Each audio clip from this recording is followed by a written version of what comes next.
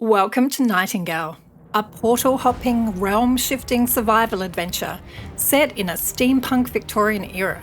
Instead of chasing every achievement or unlocking every tier, I set myself a different challenge. Survive and progress as far as I can in 100 in-game days. That means pushing through realms, mastering the crafting system, upgrading my gear, building a proper base, and taking on bosses, all while racing against the clock. It's not about perfection, it's about progress, and seeing what kind of legacy I can carve out before day 100 hits. So join me on my adventure. Let's get into it.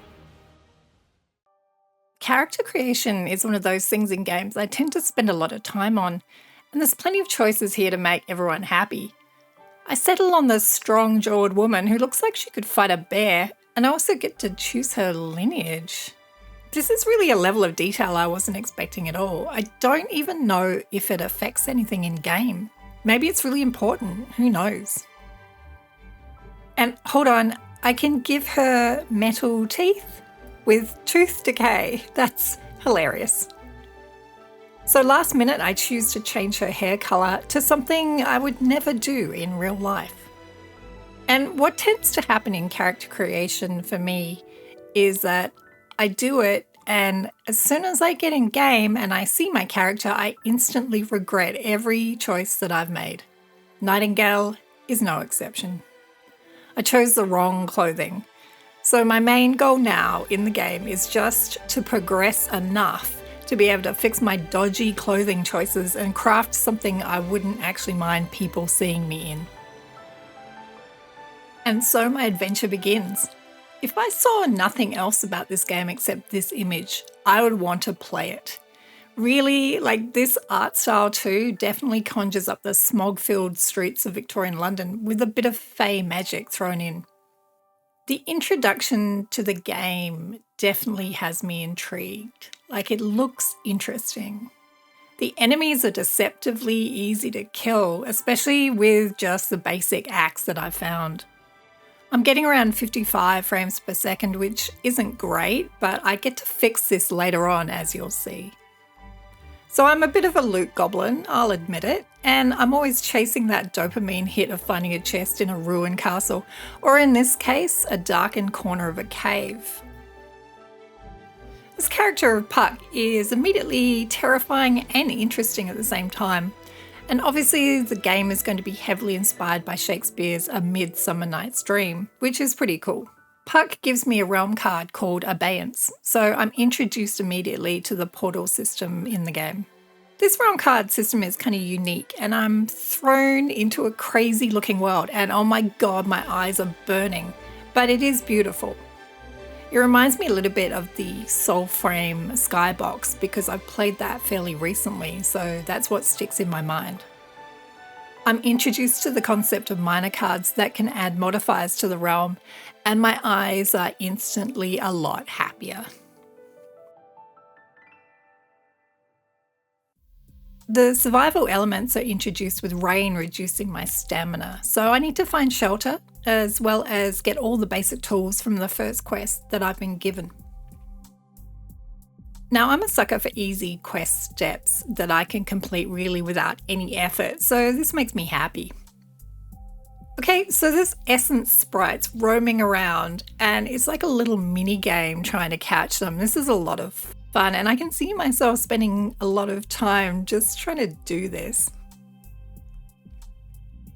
I get my first spell, yay! And I can apply it to a weapon, but I think I'll keep it until I get something better than the hunting knife that I have. I feel definitely more powerful getting these spells because I tend to choose magic in these types of games if given a choice. So this is awesome. I come across my first real fight and the enemies are actually terrifying.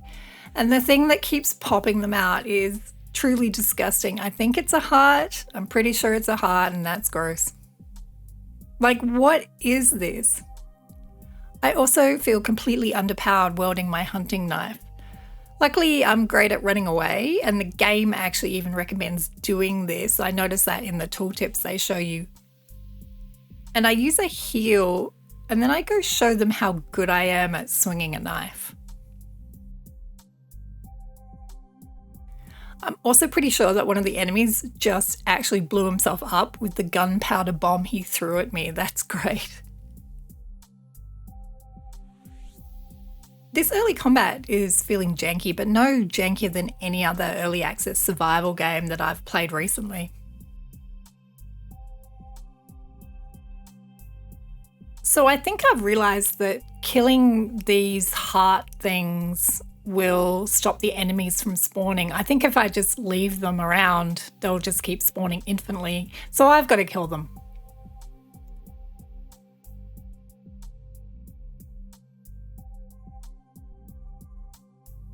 Okay, now we're talking. It's a sword in a stone.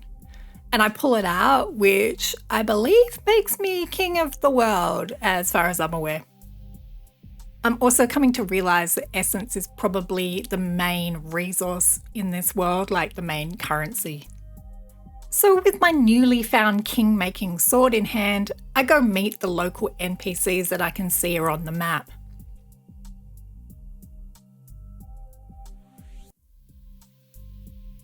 I can buy stuff from them and go and talk to them, and I get a couple of quests which are handy because that gives me some direction in the game. I also managed to get myself a companion called Aura. Now over time I'll misname her Nora and Cora, but eventually Aura will grow on me and I'll get it right. But not today. I hope she's prepared because I fully intend to use her to do all the menial jobs around my camp, because I think I can do that, while I go exploring and fighting. Or maybe she'll just become my fighting companion, we'll have to see. So I promptly ignore her until I can build up a camp to make me comfortable. Now, as with all good survival games, I need to find somewhere amazing to put my camp, like near resources. And I find this kind of glade that looks out over the ocean. It seems like a really great spot, except for the wolves in the area. Killing them doesn't seem to be a problem, and I actually like the fact that when they hit me, I get nudged sideways by their weight.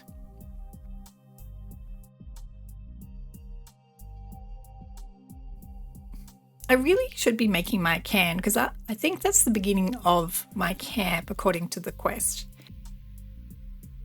But I really want to see what this shiny thing is out there, and my goodness, I found an umbrella.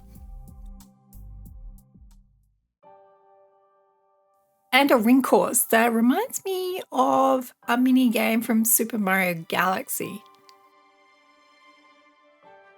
So of course, without really looking at the controls, I basically jumped to my very first death in the game. I'm not proud of that, but what can you do? The respawn is sadly a long way from where I was.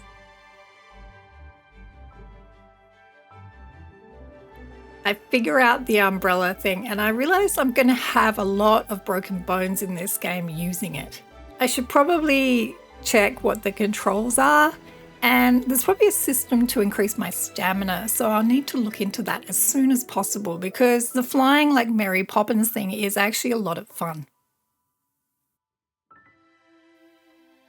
So it's the end of day one and I've founded my very first settlement.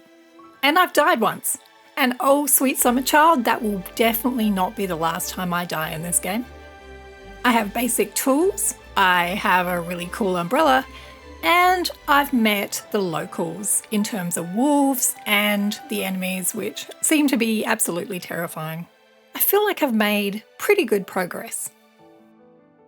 It's my first night in Nightingale, and I think the phrase, "the night is dark and full of terrors," sums it up pretty well. The things that come out at night, these things are really disturbing. I hate them, especially the ones on all fours like demented dogs in cages. I'll definitely be making the most of sleeping through the night from now on, and for this I'm gonna need a tent and a bedroll. I also probably need to protect myself a little bit better than I've been doing, so I enchant my trusty tin sword with the immolation spell. Now I hope I can send those demons back to whatever level of hell they came from. I really don't want to spend any more time without a shelter in this game, so I start hustling to build my camp. So far I like the building system with blueprints and unlocking improvements and upgrades. All in all, the resources I seem to need, like plant fibre and stone blocks, are all around me, so that's reassuring. I also need to figure out how to feed myself so I don't waste away.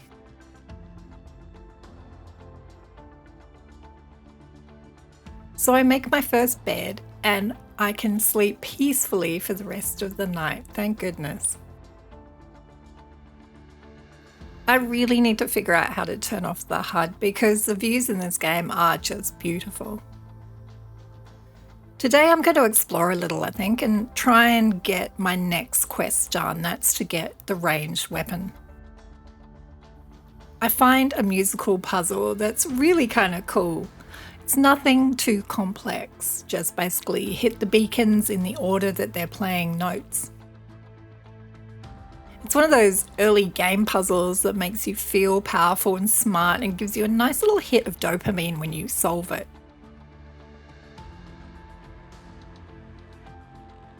So I solve it and it gives me an essence reward. And so after a little bit more exploring, I actually get the next quest done. I come across the bows and arrows.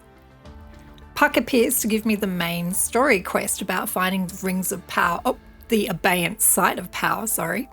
So now I know what I'm actually gearing up for. I knew coming into this ruined, dark building was a really bad idea, but the demons don't seem to be that hard to kill at this stage. They're just terrifying. Hilariously, I only seem to be able to equip my sword while also using my umbrella. I'm going to have to figure that out.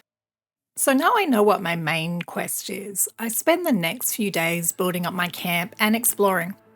I'm getting slightly braver now, and I think I'll go see if I can clear one of these infestations on the map. It'll be a good test of how much I've progressed in the game. The umbrella is definitely getting easier to use, so I use it to go clear this camp and get the spoils.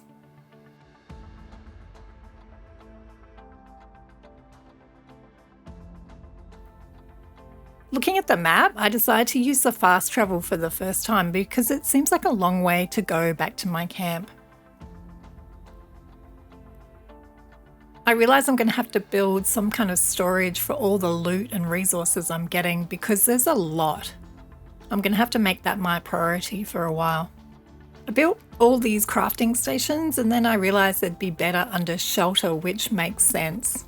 I think if that's true, I'm going to run out of room in this tent pretty quickly, but we'll see. I really need to make better clothes to get out of these gaudy ones that I picked in the character creation screen. I hate every time I go into my inventory and see me. So now the whole hunting, gathering, crafting, survival loop is starting to click with me. I actually worked out how to make more quantities of food. Hunger seems to happen quickly in this game, so getting better food and getting better quality meals is definitely a must for me. As I'm learning how to craft and all the basic mechanics of the game, I'm also finishing off quests like getting the climbing picks.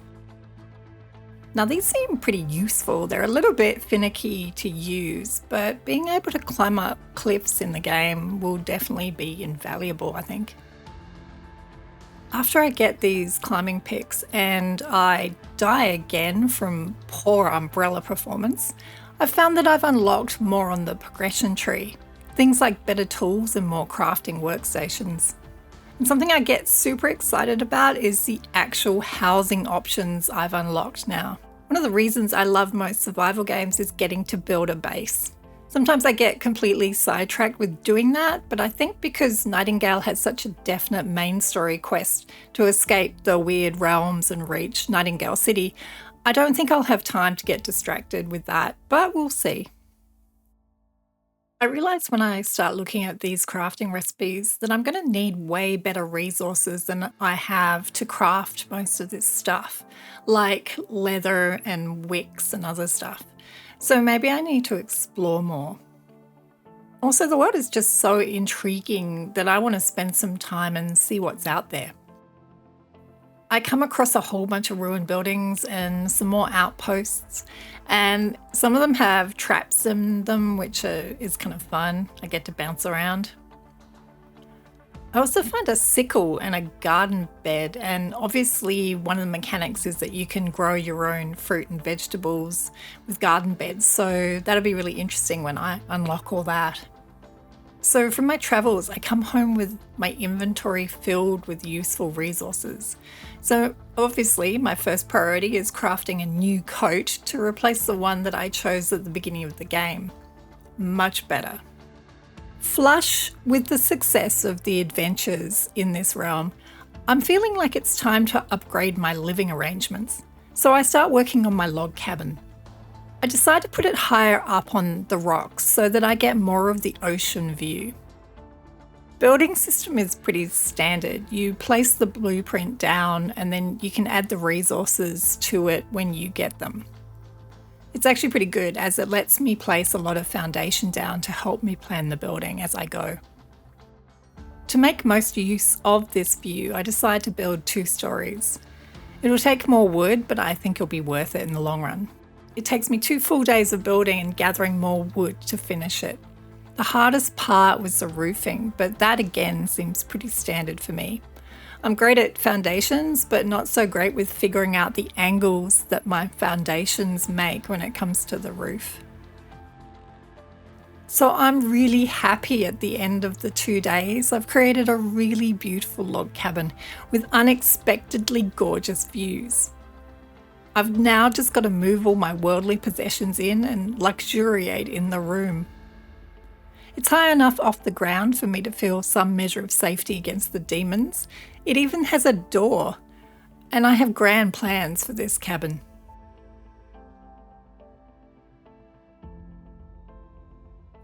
So on day 10, I'm moving in, and I start to extend the cabin a little bit to make some sense of the rooms. I want to organise my crafting workstations into distinct areas away from my main living areas, so that's what I do. One of the things I do is build the Enchanter's Focus, and I go a little infusion crazy as I realise I can basically infuse a whole bunch of great stuff on my gear, a whole bunch of buffs like weight increases, health regen, speed and range damage. One of the fantastic things about the game is that you can set up mass crafting in the workstations and then just go do other things, and it doesn't keep you in the crafting menu, so that's fantastic. I also realised that I've forgotten all about my companion that I got at pretty much the beginning of the game, so I summon her to see what she can do. I really have no idea how to get her just to work at my cabin. I don't even know if that's possible. It'd be super useful to have her chopping wood and things like that, but I can't seem to be able to get her to do it. So maybe she'd be a useful companion out on my exploration and my travels. So I strip her down and I give her some of the best protection gear that I have. And now I have a twin. I'm also realising that if she comes on adventures with me, she can act as my pack mule. I have her sorted with the crossbow and explosive marbles. So I'm going to give her a little tryout to see how she deals with combat. It actually goes really well, and I know she's picking up the loot as well, which will be really, really handy because I often miss stuff.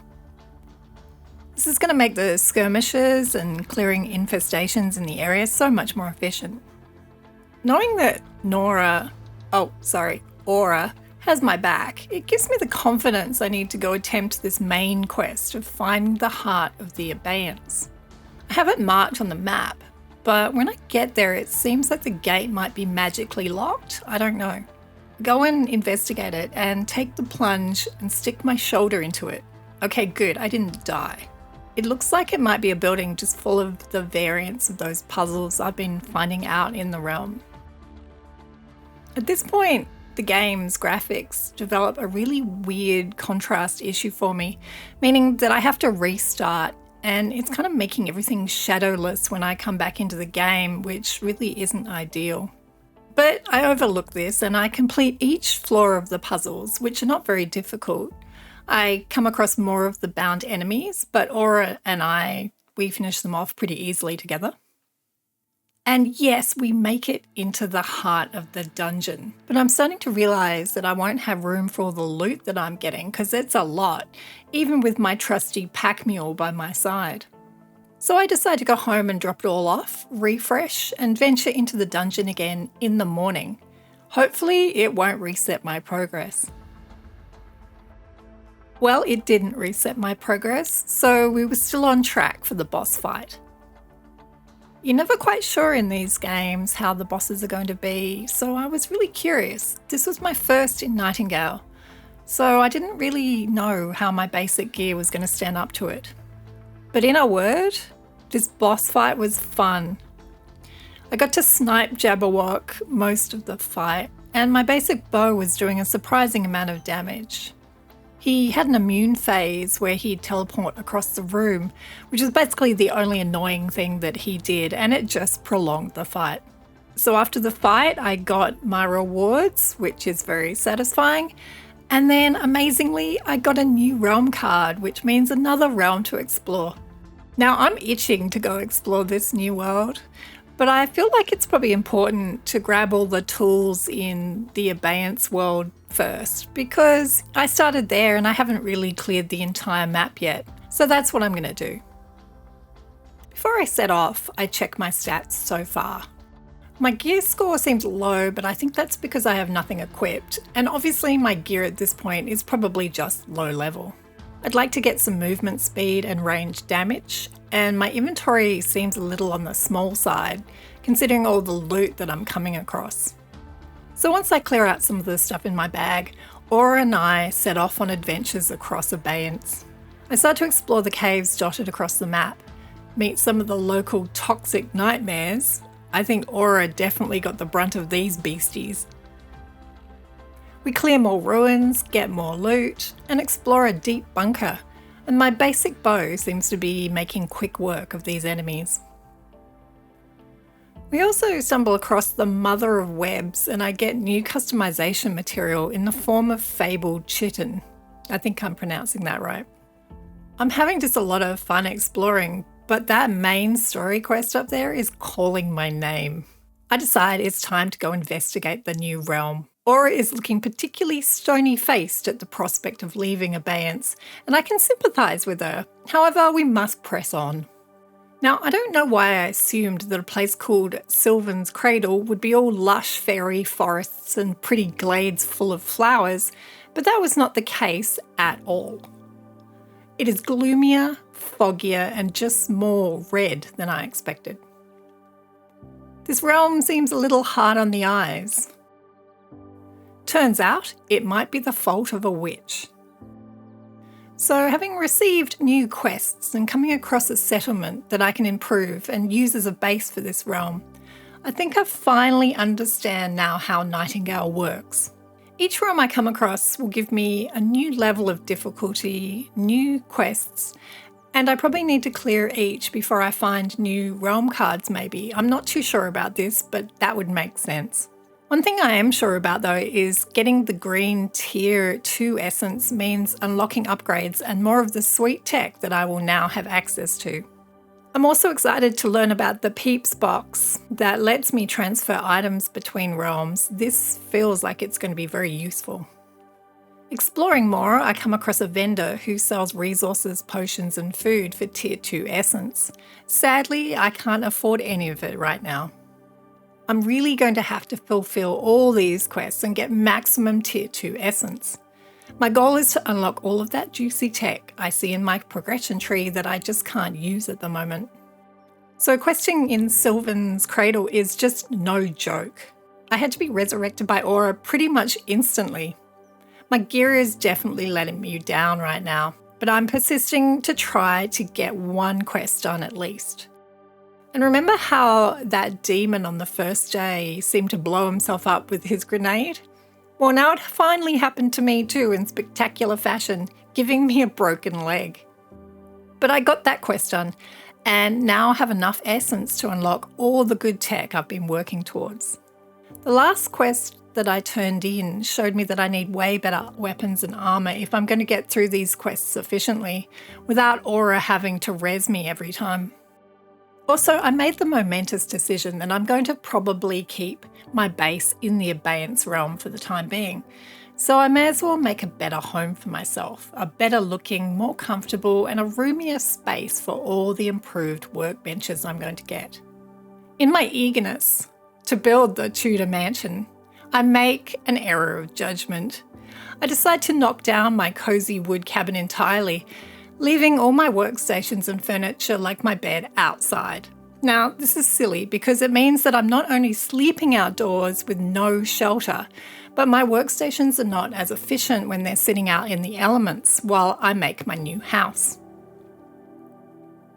I think I expected the whole process to be a bit quicker than it was, because in hindsight I probably should have left the cabin up while I built my other house.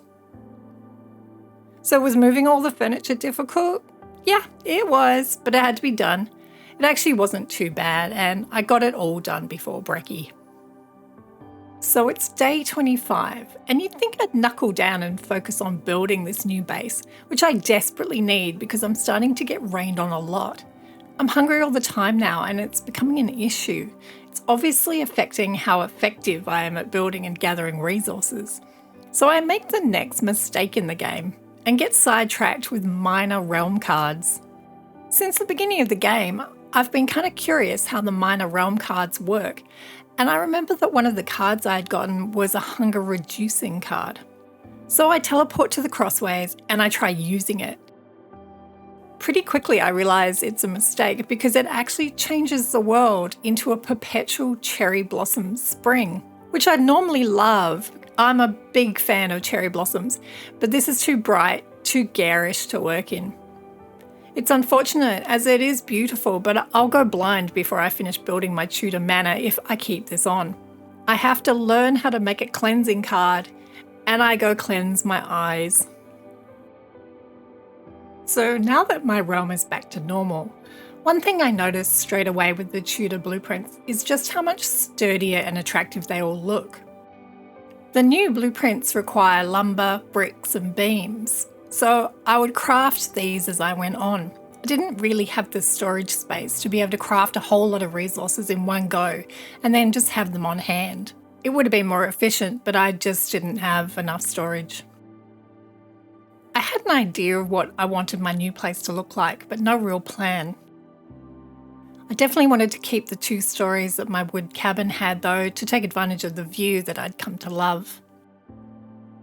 One of the things I try and avoid with building in survival games is making the houses too cramped and gloomy inside. Just like in real life, I want lots of light and a feeling of airiness.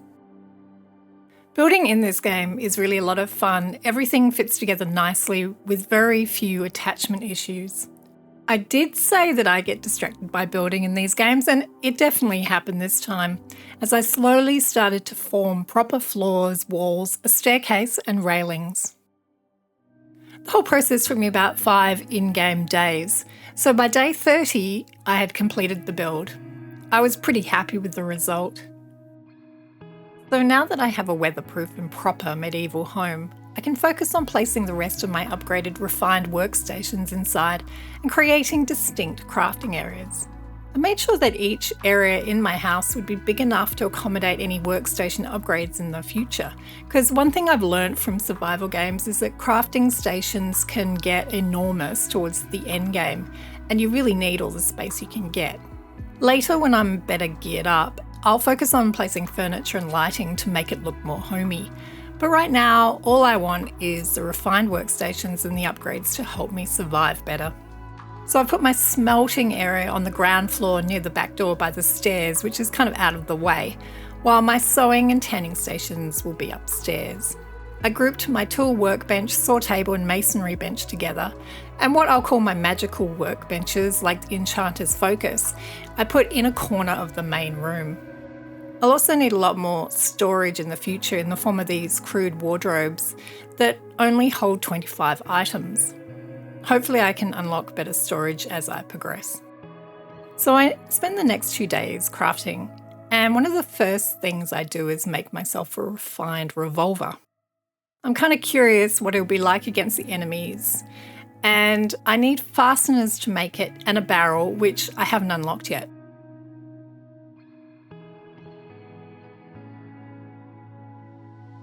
I also make a refined bolt action rifle just to test it out, and it seems appropriately loud. Now all these upgrades that I'm unlocking, it's gradually taking up my essence, and eventually I get down to 0, which means more questing in the tier 2 realm, Sylvan's Cradle. So back into this red gloomy realm, I start completing the Fae musical puzzles I come across, and the revolver definitely helps get these done quickly now. Being near one of the puzzles, I could hear something big in the area, and I come across what can only be described as a giant ghost zombie moose. He seems harmless enough, but I back away anyway, because who really wants a giant moose getting angry? He definitely had me intrigued, and it turns out that I get to find out what these are a little later on in the main quest. I complete a Bastille of Insight, which is a fun type of parkouring puzzle I'll come across a lot in the next few realms I visit. All the while I'm fighting these groups of the Bound and using my revolver, which is great. I tried my rifle, but so far the damage it does hasn't made up for the slow reload times. I can only really use it, like here, when I'm in no real immediate danger. When I get home, I realise I have enough tier 2 essence to start to craft better armour now. It's a pretty exciting moment for me. I'm roughly a third of my way through my 100 in-game day playthrough, as I can see my stats now increase with the green trapper coat, the gloves and the boots I can equip. I decide to give my hand-me-downs to Aura, as it does change her gear score, so hopefully it'll make her a little tankier. I'm finding she's needing to be rezzed more than me during enemy fights now, so I guess that's progress. When I was turning in some of these quests last time I was in Sylvan's Cradle, I decided to bite the bullet and hire some workers for my base, mainly because I was curious how it worked. When I first got Aura, I couldn't work out how to actually set her up to work on my property, but that's because I had a tier 1 can, which is basically the workstation for setting up your base. Now that I had the ability to build a tier 2 can, I realised I had unlocked the ability to get actual base workers who will help me. Now, as these are actual workstations and they're quite big, I'll need room for them, and I want the area to be separate from the house.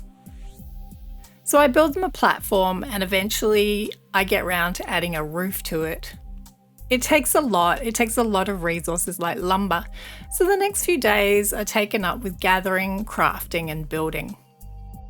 So for my workstations, I've decided to hire 4 workers from Sylvan's Cradle, because at this stage my can lets me have 4 workstations. I can have mining, hunting, farming and wood. Giving the workers tasks is super simple, and I'm just assuming that their output will go into the storage in the can for my base. Now, I could give them better clothing and probably better tools, but at this point I'll leave them to it. I've already spent a considerable amount of time setting up this platform and their workstations. I just need results from them now. Headed to sleep one night, I find one of the workers in my bed. It didn't really occur to me that they'd need to sleep, so I have to design a dormitory for them all over the other side of the house. And speaking of furniture, the house is definitely coming along as I put more into it and start to think about lighting. The place really is lovely at night. Each time I venture back into Sylvan's Cradle, I want to have better gear. So for the next 2 in-game days, I follow the loop of adventuring to get enough tier 2 essence, unlocking better gear and crafting it, and then heading back in to complete more quests. I start this process with a tier 2 axe, my refined revolver, and my refined grenade, which I find I really rely on in these fights. Aura and I also now have slightly better armour, which is helping. I decide to do the quests where I have to rebuild villages and furniture for survivors. They're easy to complete and they give me plenty of tier 2 essence, which I need at the moment. After this, I go home to unlock more blueprints for tools and the refined sword. I also get the refined umbrella and the spyglass and the blunderbuss. Now, this could end up exactly like the rifle and may just be too slow in combat to use effectively. but there's something really satisfying about shooting it, so I'm going to keep it for now. The spyglass seems useful too, mostly because I can ping distances as well as get information on the enemies that I can see. Gradually my toolbar is turning green and I'm getting to craft better green armour, including a new shirt. During one of my explorations, I also find a synchronous lotus and a glamour token as rewards from a box, and they're obviously pretty important as they have a gold background. Apparently the lotuses are used to create magical structures like portals that I can use. I think I can now build my own little mini crossways so I don't have to travel there each time I visit another realm, but I'll have to build one later and see what it does. So after 2 days of questing, I finally have enough essence to unlock all the blueprints to finally replace the remaining tier 1 weapons and armour I have. It's day 40 and I feel like I probably could have gotten to this point faster if I hadn't have spent so much time on doing my house or getting distracted with the workers. But all in all, it makes me feel like I achieved something. It also makes me feel like I should tackle that main story quest to awaken the Site of Power and finish the Sylvan's Cradle realm. Now, little did I know this was going to be the start of quite an adventure. So following the main story, I meet 2 fellow realm walkers who are looking for a cure, both for the dying trees in Sylvan's Cradle and also for this fellow, Aurelio, who seems to have caught the same disease as the trees. That's nasty. He definitely looks ill. It seems like someone called Nellie in a realm called Gloriana's Tears can help me get to Nightingale City, but I need to unlock the Sylvan's Cradle portal before I can get there, and to do that I must help to cure him. Okay, all that seems easy enough. So for one of the first times in the game, I get what feels like an actual quest to complete. I thought it was a pretty simple quest at first, but it turned into the Russian nesting doll of demands. I have to do them all if I want to open the portal and progress through to the end dungeon in this realm. Okay, so the things I have to do is find the bloom to make the potion. Check. Make the potion. Check. Test it on a disgusting evil looking mushroom. Check. Test it on a wounded Karnak. And getting here I realised that this is what that zombie moose ghost that I came across earlier was. And this one was walking around this building endlessly to guard his injured mate inside. I go back to talk to Desma, and I've yet more potions to concoct, but it's sounding promising that I will actually be able to cure the trees now and Aurelio once I've completed this. So I craft the Confluence potion, and I get to enter the spooky crypt, yay! Immediately I realise I might be out of my depth. The crypt enemies are way harder than any of the bound enemies I've encountered so far. I die multiple times, and at the end obviously Aura was dead as well, so she couldn't revive me. I think it's time to go back home and maybe put some more planning into this dungeon before I enter into it again. So I decide to craft a launcher. I really like using the blunderbuss, but maybe I need to improve it with magical bullets. I mean, who doesn't want magical bullets? But I think that I do need gems like rubies to do that, so that's out for the time being. Maybe I'll just try some other combination of weapons. So with my new launcher and more health potions and injury salves, I venture back in. Hilariously, it turns out that I actually killed all the enemies in the dungeon right as I died. All my extra preparation that I did was for naught, and getting to the mass of diseased roots and curing it is kind of anticlimactic. But at least now I've unlocked the Site of Power and the boss fight, so I can complete this realm. I get excited again. My refined launcher is actually fantastic, and the enemies in this dungeon seem manageable.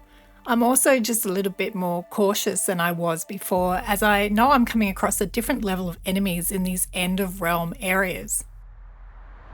I complete the puzzles, I fight the enemies, and eventually I reach the heart of the site, which means it's boss fight time. This is Azazel the Penitent, and he turns out to be a lot of fun to fight, even though I die several times. Once I figured out his mechanic of healing himself with these roots, the fight went fairly quickly. The amazing thing is that when I get my reward for completing this, I get blue tier 3 resources. I wasn't expecting that. Does that mean I can now unlock tier 3 blueprints? I'm hoping it does. It also means that I unlock a new realm card, Welkin's Reach. That's awesome.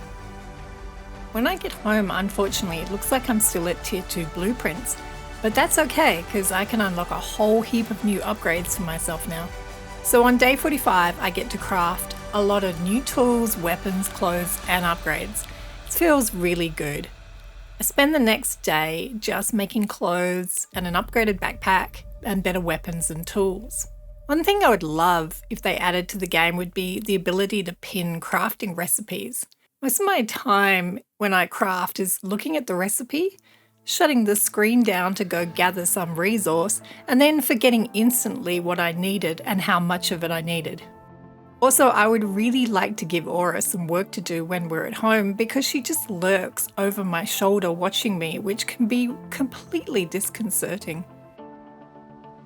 So I'm starting to look like some fine Victorian gentleman. I'm particularly loving the shorts. But I really will have to think about making some appropriate ladylike dresses for myself at some point. I make a rugged shotgun that wouldn't feel out of place in Call of Duty. And the other thing I do is start enchanting some of my gear to boost their stats and usefulness. I quickly go try out my new gear in Sylvan's Cradle and to get more tier 2 essence. And I think I'm really going to enjoy using this shotgun a lot. It feels very punchy. As I'm scrolling through the blueprints, I also realise that I can make a pet bed for a cat, and I feel like the house would be more complete with one, so I craft it. The petting animation is, well, awkward, but he's gorgeous, so I'm happy. So I've got a shotgun, and I've got a cat, and I'm ready to see what Welkin's Reach has to offer. Okay, wow, this is not what I expected. This realm looks completely different to the other two. I'm also significantly lighter and I can jump higher now. But just a second while I loot these essence fairy lights. I am a traditional loot goblin and I can't go past free stuff. Okay, so back to it. And oh my goodness, that's quite an entrance into another world. I want to explore everything straight away. Everything. But as usual, there's loot to be had, so I have to go solve a puzzle to get it. I'm pretty excited to explore this realm because over the past little while, I've realised that I can be better with my umbrella, and this is definitely the realm to practice in. I decide that to fully get the experience, I'm going to come back during the day. Now, where would you explore first? I picked the most interesting looking point of interest, out in the distance. And the good news is that I have definitely learned how to use the umbrella without dying. The bad news is I died while being curious. Curiosity did indeed kill the cat.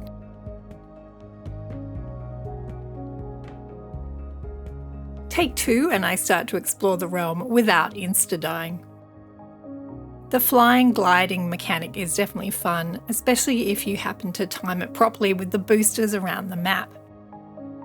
One thing I noticed straight away is my gear is going down fast every time I use something, so I'm actually running out of tier 1 essence to repair it. I'm going to need better infusions on my gear to tackle this realm, I think. But I also realised that I don't have to struggle for tier 1 essence anymore because I can just extract it from the resources that I don't need. Bam! I'm now wealthy beyond belief. This realm is interesting, but it's actually quite empty apart from some of the puzzles on the map, and I'm finding getting around a little tough as well. I understand the concept of making everything far away and a challenge to get to, but I'm also finding that the payoffs for getting around, looting, finding resources and snippets of lore, it's not that great.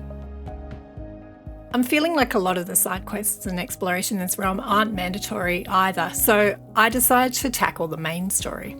I know that it all starts with getting into the observatory I could see when I first loaded in, and I need to get a buff that will allow me to go into what I'm calling the Pit of Doom without dying. I saw there's an entrance on top of the observatory, so I glide my way gracefully up.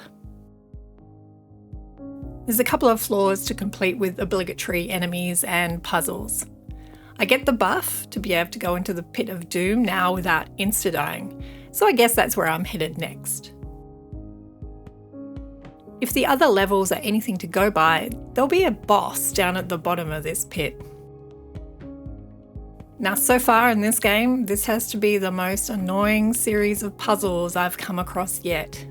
The exercise of unlocking each group of essence and making my way to the bottom of this pit is infuriating. It's making me lose the will to live. Okay, maybe not, but it's definitely not as enjoyable as a Pit of Doom should be.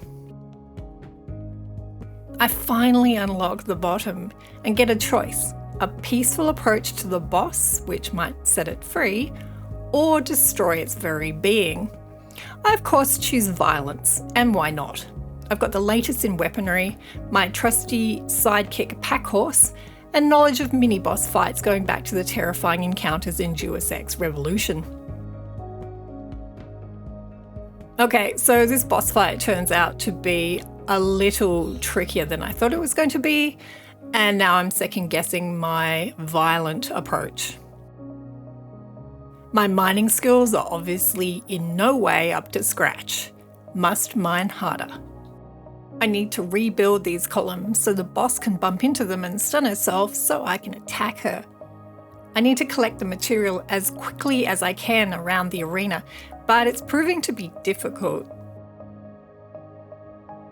Anyway, long story short, I kill her. After quite a long time. Because I just wandered in and I didn't know what I was doing in the beginning, that was probably the worst mini-boss fight. Maybe not of all time, but certainly of the last 12 months of my life. But I did it, and I completed the quest, and I got the new realm card for a place called Magwytch Marshes.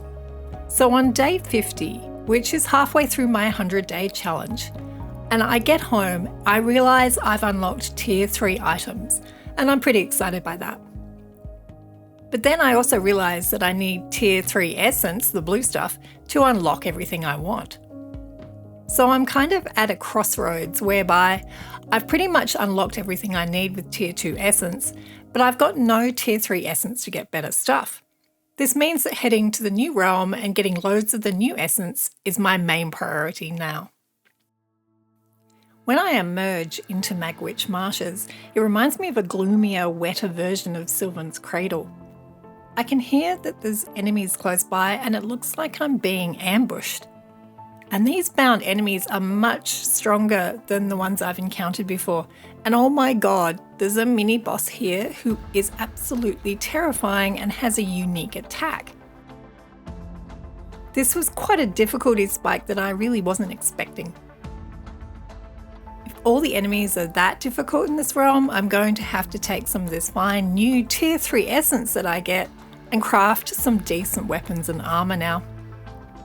And maybe I need some for Aura. I still don't really know if the gear I give her makes a difference, or if she just gets her stats from me. I think I'll give her better stuff anyway, as it's just a little peace of mind knowing that she'll stay alive long enough to res me, hopefully. Okay, so now that we're looking spiffy in our new outfits and feeling a little tankier, my next goal is to replace all my tier 2 tools and weaponry with this tier 3 stuff. This means farming the swamp for more essence, but frankly, this realm scares me. I could also build a crude portal to this realm because I have a feeling I might be spending an inordinate amount of time here. I really don't know how this portal thing works, so I try and build it, and it's pretty cool.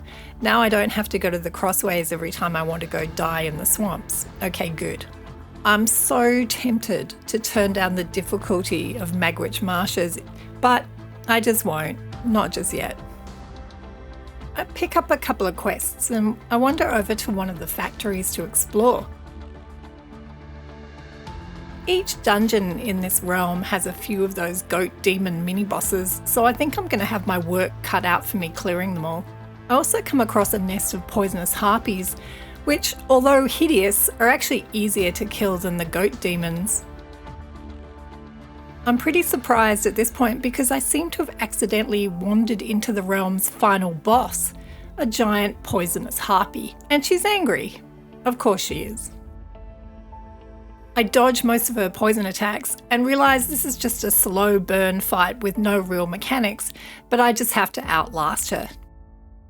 Honestly, for a mid-game realm, I expected a slightly harder boss, but I'm not complaining.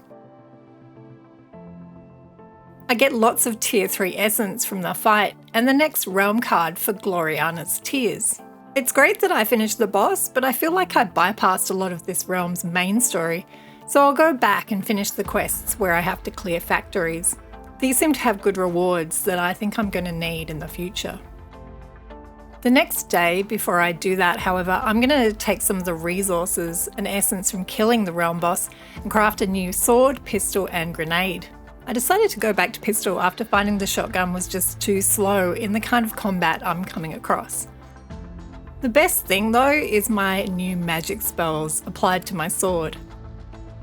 I can now use life drain, I can sick bees on people who annoy me, and I have a flaming sword. At last, I'm feeling like a match for Magwytch Marshes. Questing in the marsh is fun, but the enemies definitely hit hard. But my latest revelation is life drain. I don't know how I played the game without it before. It makes the big mini boss goat demons easy-ish to kill without taking a lot of damage. I'm getting plenty of great loot, and I think it's time to investigate better storage options, and lo and behold, there was some that I hadn't unlocked. I'd been so focused on gear that I haven't really looked into all the quality of life stuff I could have been using. These will make my life so much easier as the chests hold double the items that my ugly wardrobes do. So by finishing the factory quests, I've now finished this world's main story, so I can move on to the next realm. Hopefully it won't be as gloomy and rainy as this one. At this point, I feel like I might just be a few steps away from finally reaching my goal of Nightingale City. So it's day 61, and I've always liked coming home to see all my workers toiling away. Yes, work harder, my minions. While I've been adventuring, they've amassed quite a lot of resources, to my surprise, including pumpkins, because why not? They're full of fibre and other useful things. That's great, I'm going to use those. I come back brimming full of essence and loot, and I'm going to upgrade my grenades. I also want to upgrade my axe to see if it's going to improve my stats. I'm doing that because I read online that to change your stats, you have to have a tool equipped. I think it changes my stats. I don't know. I'm still not sure why my gear score seems to fluctuate so much as it does. I want to make a better pair of climbing picks as well, so I should make an upgraded excellent tanning workstation. I've been gradually upgrading most of my crafting stations to excellent tier, so that helps whenever I pop back home to craft upgrades like now. So look at all the blue gear I have now. I'm pretty impressed with myself. Should I now replace my hunting knife and my pick? I absolutely could, but I won't because I'm itching at the bit to get into the new realm. My focus on this playthrough is obviously getting to my objective, Nightingale City. For that I don't really need a whole lot of mining or farming, but I definitely will need them when I need to upgrade my home or if any DLC comes out in the future. Using my nifty homemade portal, I load into Gloriana's Tears, which turns out to be another desert world like Welkin's Reach. It actually has quite a small map too. This should be pretty easy to get through, hopefully, especially with my new climbing picks. I go talk to the NPCs in the area and come across Nellie, who Aurelio mentioned earlier. Now her quests seem to be the ones leading the way to somewhere called The Watch, which will eventually lead on to Nightingale City. But it turns out I have 3 different quests to complete now in different realms to unlock the way to the Watch. But to get to them, I need to complete the Site of Power in Gloriana's Tears, I guess. It's actually quite confusing. I'll do the main quest here and see how I get on. So I need to break 2 seals, the Glory Seal and the Dark Seal. Completing these puzzles and breaking these seals will allow me to enter the 2 sites of power in the realm. Now these puzzles turn out to be the most fun ones I've done in the game so far. I actually really like the aesthetic and architecture in this realm, including the Henry Moore type statues that I keep coming across. I'm also loving my upgraded climbing picks. They've made the parkouring challenges seem super easy now. So I need to find 6 glyphs around each site, which opens up 6 crystals, and then I need to direct power to the central crystal. This is basically just following a route in a maze. Finally, I have to go emote at a certain location. I do this twice. Then I need to decide if I'm going to try the Sombre side of power or the Radiant side of power first. I think I'll go with the Radiant one. It's definitely further away, but it sounds way more appealing. Knowing that these sites of power can be tricky, I got home to stock up on food and injury salves and to equip the explorer's jacket that I just got from completing the Seal of Glory. This reduced my stamina by 20 but gave me almost 100 extra health. I actually got so much loot from these quests that I decided to make another sturdy dresser to keep it all in.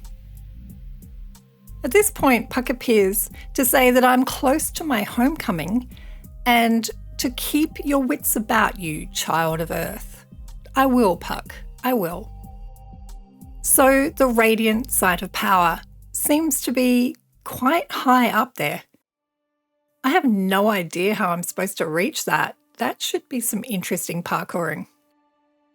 It actually takes a while to make it up there, but I do, and I'm trying really hard not to look down. The enemies in here are hard, but my life drain spell gives me plenty of confidence. I think having that extra health is also helping me tank a lot of their damage. I find my way into the bottom of the structure and find the boss, Yex The Imprisoned. Now he's an angry, enormous Carnoot. I suddenly realise that this fight will be a little harder than the others. In my panic, I frantically try and equip Life Drain, but I'm not draining any life out of this beast today. I die again and respawn, only to find that poor Yex is stuck, and I truly feel bad just chucking grenades at him and blasting him with my pistol. He deserves better. So I jump down and face him, mano a mano.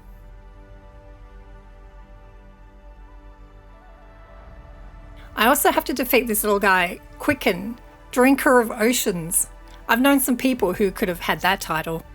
There's also Naru, Weaver of Spheres, and Garfin, the Desert's Venom, but they go down pretty fast.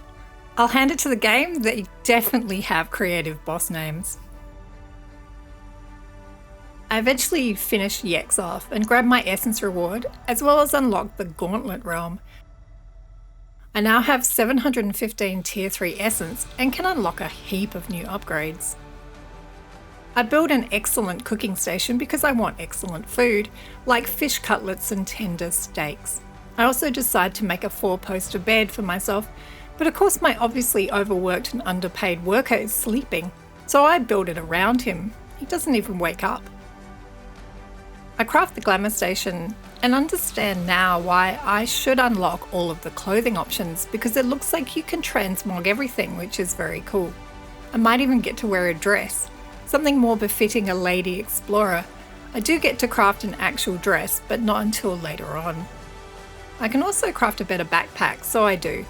It gives me 310 slots, and when I put the weight infusion bonus on it, it goes up to 375. So I get a fantastic sleep in my comfy new bed, and it's up bright and early for my date with the Sombre side of power.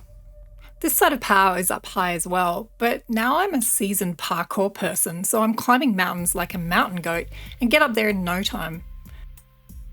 I fight my way to the bottom of the structure and to the boss fight, which turns out to be not 1, not 3, but 5 Sentinel bosses. The Aegis, Breaker, Helmsman, Bruiser, and finally the Knight Sentinel. This was a truly frantic and fun fight. I get my tier 3 essence reward, then I come across a magic chest with pretty purple gear in it. This feels like a moment.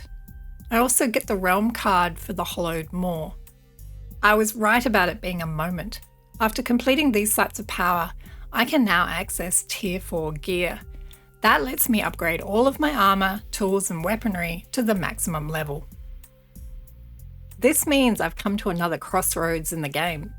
I could continue on and complete the next 3 areas to reach the watch, or I can take a few days out and upgrade everything I own to set me up for the endgame content.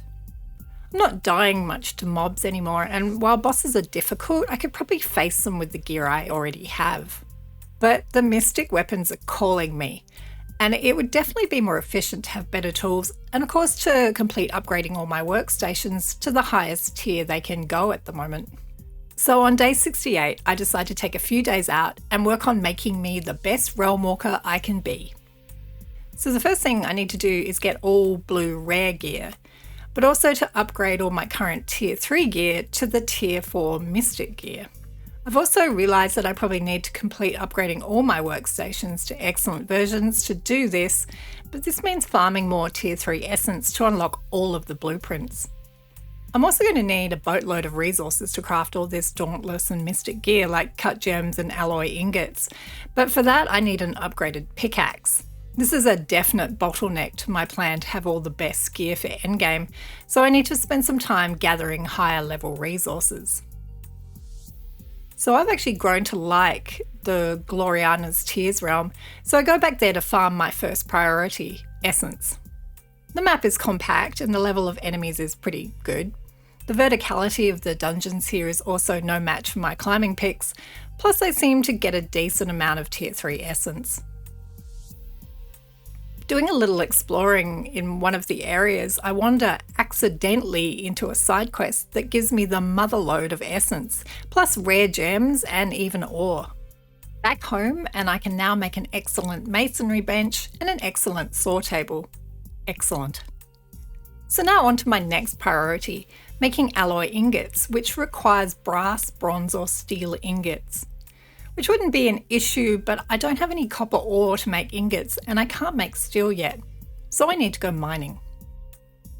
Apparently copper can be found in desert astrolabe realms, in caves and on mountains.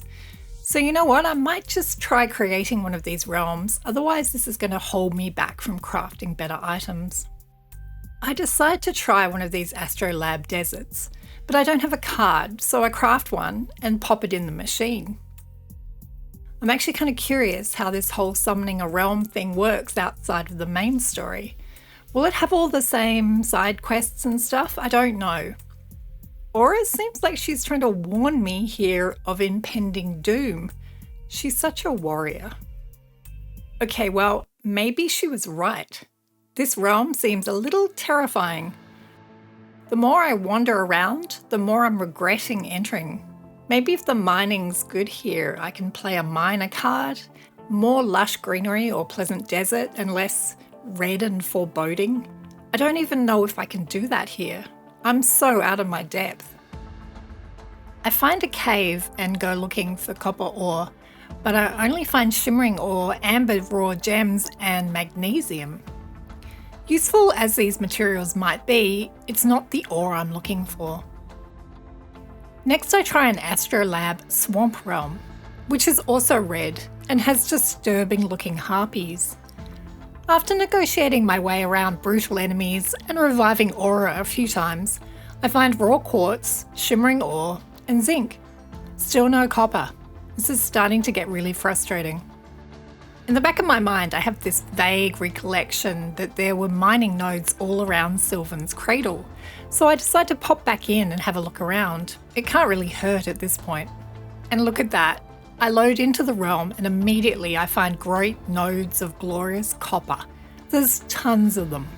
I'm copper ore rich. I go into smelter mode and smelt enough etched alloy ingots to finally be able to make my mystic grenade, ornate hunting knife, and my new mystic sword, which turns out to be beautiful. Now I'll just need to enchant the magic spells I want back on my sword. I won't go with the bees this time because I didn't really use them, but I will try out the shockwave spell, which sounds great, as well as life drone. For added damage, I also infuse the sword to give it an extra 6% magic power. I'm also going to make sure that all my gear has been infused with buffs like increased stamina, injury resist, movement speed and weight limit for my pack, so I now have an impressive 390 inventory slots. I go and try out Shockwave on the poor unsuspecting wolves outside, and it seems pretty effective. I feel like I'm finally ready for whatever these last quests to get to the watch will throw at me. So it's day 75, and I have a decision to make about which boss I'm going to deal with first. I'll be collecting certain items in 3 different realms to repair a portal stabilizer so I can make it to the watch and talk to Alan Quatermain about Nightingale City. This all seems pretty straightforward. In each realm, I can choose to either kill the boss and take its item, or somehow persuade it to hand it over as the peaceful option. Now, remembering what happened last time when I chose violence with the beetle boss and it turned into me tearing my hair out trying to get the fight done, I choose to complete the Fabled Bishop's charm quest peacefully. Well, that was my intention anyway.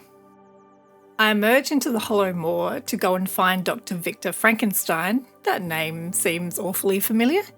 It seems like a fairly straightforward task, but finding him is difficult. I talk to him and get an unreasonably long list of items that he needs to study the automatons. Honestly, it's just too much. Surely killing the Fabled Bishop would have to be easier than getting all this stuff. So I load into a swamp gauntlet realm, and it looks like I won't be searching high and low for the boss because there's this enormous looking statue off in the distance. When I reach the arena, I'm really apprehensive because I figure I'll be fighting that enormous thing. It turns out I'm actually fighting this thing, which reminds me of the Necromex from Warframe. This is a really fun fight, as the combination of my Shockwave sword and my grenade just destroys the bishop. I use my life drain as well, and look at how large the area of effect is now. It's crazy. The bishop really doesn't stand a chance. I go mine its heart for the oil that Nellie needs me to get. That was surprisingly easy. Okay, 2 more bosses to go. I travel back to Gloriana's Tears and make Nellie happy with the news that I have the charm oil. I get a mystic sling bow as a reward, which might be useful for Aura. So step 1 done. Just the forest realm and the desert realm boss to go. Naively, I wonder if they'll both be as easy as the automaton. And I've given up completely on the peaceful approach. I load into the forest gauntlet realm and it is stunning. This looks more like my home Abeyance realm than anything else that I've encountered so far. It also has interesting looking ore mine. I'll keep that in mind for the future. It's got a relatively small map with seemingly a lot of mini bosses around. But I'm looking for something called the Elder Eoten, which, from the giant dead trees all around me, I figure is a tree boss. I obviously have to climb this enormous tree stump because it's there. You could probably make your way to the top with enough time, but I'm on a mission, so I set out for the closest mini-boss on the map. This turns out to just be a pack of wolves. I'm looking at all the trees, but nothing is kind of jumping out at me as a realm boss so far.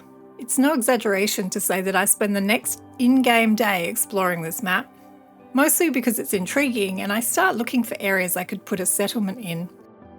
But I'm also struggling to find this elder tree. I'm getting drenched and I take shelter, and I remember that I can use my spyglass to spot enemies. All I see is a Holt Eoten, and it's close enough to what I'm looking for that I set a waypoint and I set off. Turns out that this is not it. Short of exploring the entire map, I decide there has to be a better way. When I was crafting my Shockwave spell earlier, I'd seen a spell called Track Legend. So I go home and investigate if that does what it sounds like it does. I craft it and apply it in the 3rd spell slot of my sword. And just for good measure, I also upgrade my spyglass to see if it'll improve the distance it can spot things at. This has been a really exhausting day and I just want to sleep the night now, but this is getting ridiculous with this worker always in my bed. Maybe he's dead. Maybe his foraging for pumpkin habits have killed him. Oh well. Next day I tackle the Forest Gauntlet realm again, this time with my improved technology. I try out this Track Legend spell just to see how it works. Oh, it actually reveals the direction I should be looking in, which would be handy if I hadn't have dropped it into a small dark cavern down there. So the next time I use it, I realise it has a golden trail that I can follow. I feel like I'm making progress now. And there it is, thank goodness. Let's kill it. Should be easy to chop down with my axe, no? No. The elder Eoten becomes a monster that moves, and all I really want to do is run away from it, but I can't. I get entangled by an aggressive root system. This is not going well at all. At this point, I realise a ranged attack might have been better than trying to melee it. Then I'm dead, and Aura is dead, so it's back to the spawn again. Now, I'm not going to tell you how many times I tried to kill this boss, or the trauma this boss fight gave me. I'll just share this montage, and you'll get the idea. At one point I do kill him, but it glitches when he falls in the water and it won't give me the heart I need. After this attempt, I decided this realm was cursed, so I started a fresh new Forest Gauntlet realm. And it worked. First time too. And he was easy to kill. Wow. My faith in gaming is restored. Now I just need to give the heart to Nelly. I'm so relieved to get that done. And I return to Nelly and she's relieved too. I get a new magic spell that summons a bramble wall that I actually might use once I'm done tracking down legends. There's apparently a new sense of optimism in the air. I feel it too. I'll never have to kill an elder Eoten again. It's day 95 and I'm revising my goal for my day 100 playthrough. It's become obvious that I might make it to the Watch at the end of this adventure, but my way forward to Nightingale City might take much longer after that. The last step in the quest to get to the Watch is to fight the Sun Giant in a Desert Gauntlet realm. I wait for the portal to open, which is really the only janky thing about the game because it just takes so long. But I assume it would be faster if I was playing offline, but I'm not sure. I might have to test that out later on. I have little time to reflect on my progress so far. As you can see, my player stats are noticeably different from when I first started. I also feel like I've got a good grasp on how the game should be played now, and the sheer amount of content that's there if you want it to look. I'm still a little scarred from the Eoten experience, so I'll be honest and say that I loaded into this new realm with trepidation. My first impression was of a brutal land filled to the brim with towers. I really appreciate the effort the developers have gone into in just making each of the realms feel atmospheric from the moment you emerge into them. There's just towers everywhere, as far as the eye can see.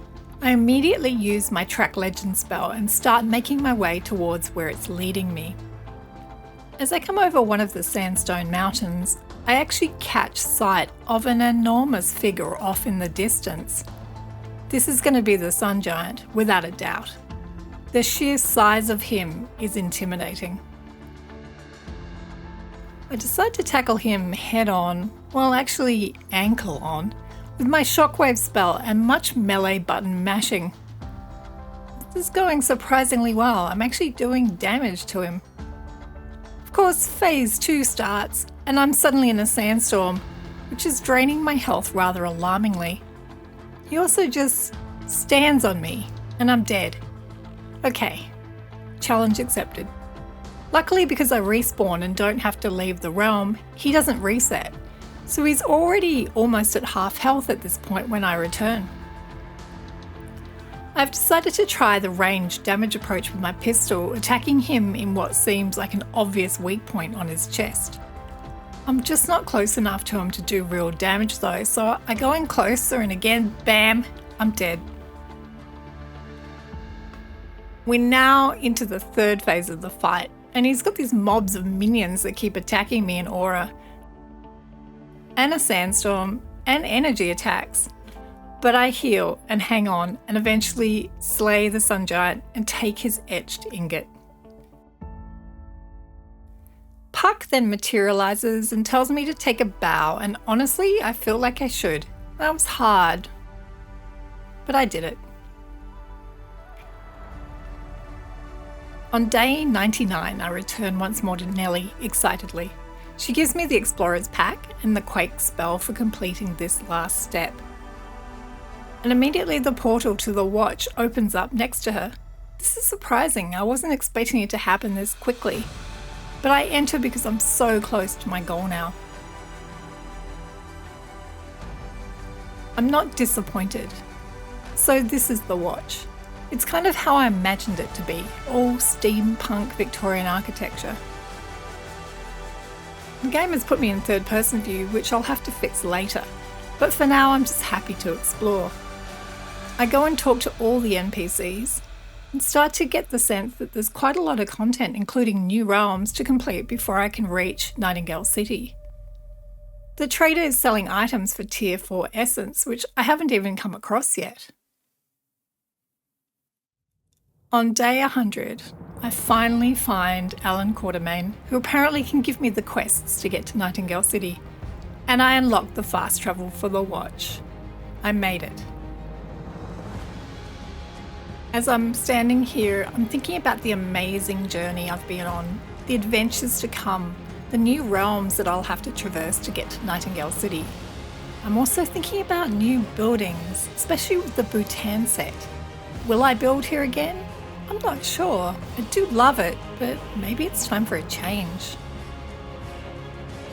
So I hope you've enjoyed this video. I loved making every moment of it.